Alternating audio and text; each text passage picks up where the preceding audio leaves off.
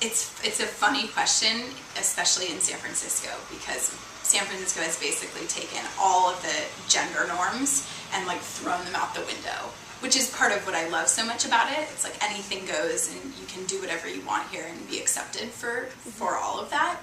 And when it comes to dating, my personal opinion is that if whoever is asking the person out on a date, that person should pay. So same goes for queer relationships, if it's same-sex partners, whoever is the person inviting the other person on a date, that person should pay. In most cases, in heterosexual relationships, it's the guy asking the woman on a date, he should pay, if that's the case. If it's switched and the woman's asking the man out on a date, I think she also should like ask if, you know, or just go for it. And if he says, oh, no, then okay, work it out. But I also think that it can be nice sometimes if the person who's asking the other person out on a date goes to grab the bill and the other person is like, oh, makes an effort to at least split it, right? At least like make the grab for the wallet or whatever, and they can tell you like, oh, it's fine, and then you can go, okay. So those are my thoughts on that. Okay. And yeah, I mean, opening doors and things like that are always nice. So, you know, it's a funny place that we're in right now, I think culturally and specifically in San Francisco around the chivalry piece, because again, it's so non-traditional that sometimes it feels overly traditional, or some women get triggered, like, I can open the door for myself, thank you, you know. I still think it's nice to do things for other people in that way.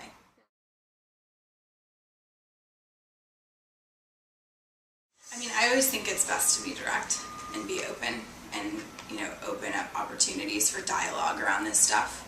So, like, hey, you know, I've really been enjoying spending time with you. How soon, though? How's it going for you? You know, what are you looking for? This is a question I get all the time, is when to share the, like, what you're looking for with the person that you're dating. And it depends, because with online dating, people, you're laying it out there. It's like, I want this, I want that, I don't want this, I don't want that. You have the permission to do that, and so you get to choose people based on how, you know, what they're stating in their profile.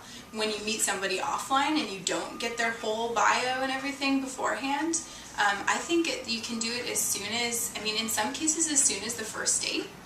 But again, you have to tune into the situation. You have to tune into the connection.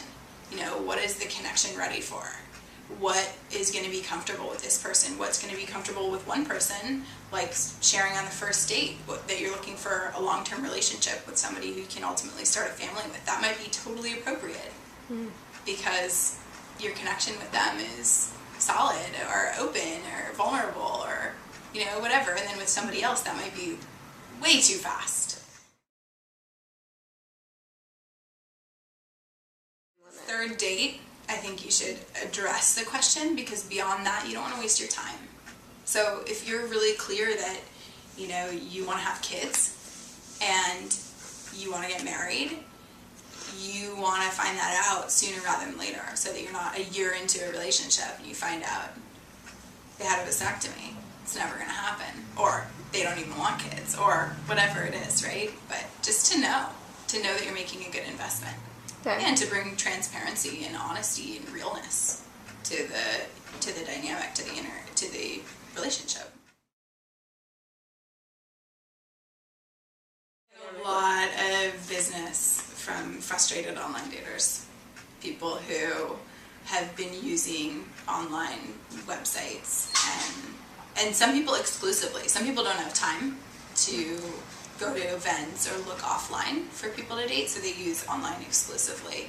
And if they're not having the results that they want, then they come to me and I help them with their online profile, do a complete, what I call profile makeover, where we rewrite their profile. I have a professional photographer that I work with and send them to her to get their pictures taken and select ones that are great, you know, where you can see them with friends, in action, good close-up picture, full body, the whole thing, so that they get an online profile that really represents them honestly, but also, you know, showcases all the good things about them.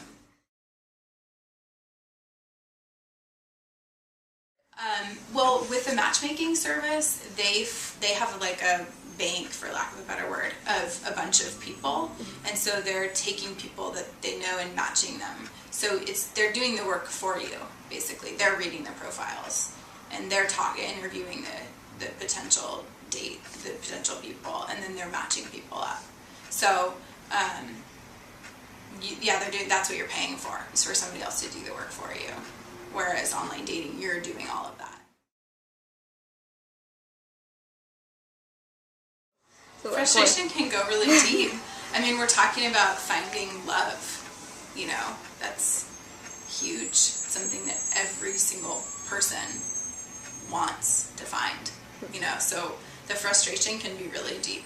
Yeah, it can be, you know, years and years and decades of not creating successful relationships, not finding people who they really connect with, and that having tried online dating, matchmaking services, offline dating, speed dating, you know, all kinds of things.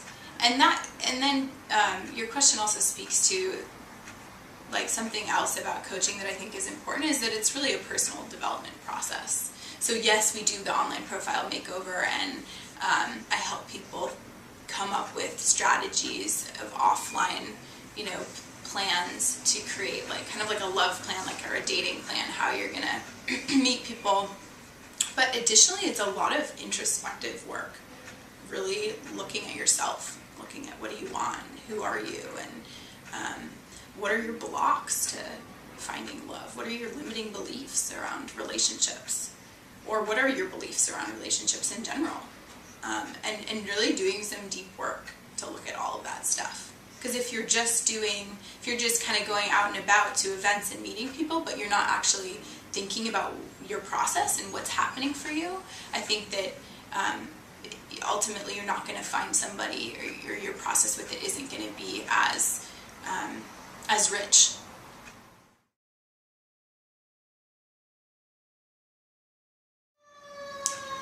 I think a lot of people get caught up in trying to be a certain way, trying to present themselves in a certain way, so that people like them, and then they lose kind of their core essence of who they are. So they're showing up for all these dates and they're doing all the work, but maybe they're not being as authentically themselves as they could be, and if they were to do that, people would love them.